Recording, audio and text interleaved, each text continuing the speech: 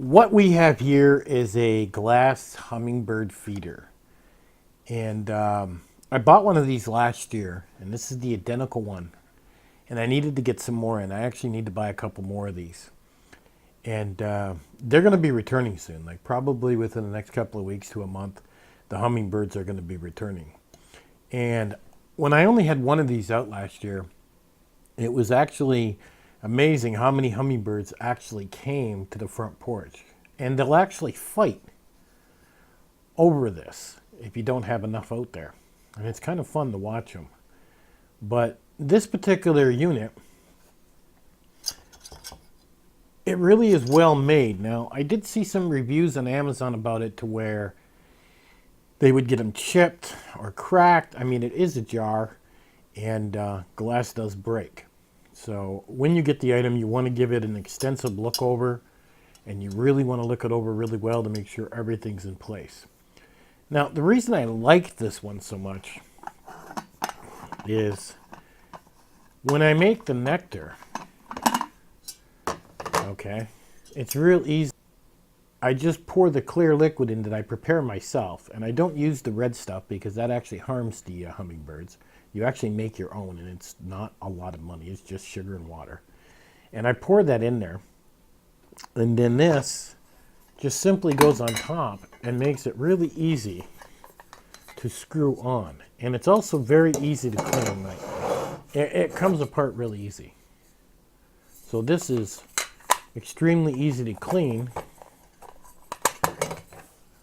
Because, I mean, when you start dealing with sugar water and stuff, I mean, they do get mucked up a little bit, and you do have to bring them in and clean them up during the summer months. This unit here, this bottom unit that screws on, is all plastic. This is a plastic unit. This is made out of metal, the top here, with the brass and the flowers. And what's nice about this is they land on this and sit when they drink. They're not constantly flying to drink. Now, the metal thing that holds this up, you could push this off and end up making your own if this ever breaks or whatever, but I've never had this break. It's always worked great. So once you pour your liquid into the glass jar, it makes it really easy to lay this on top and just twist it.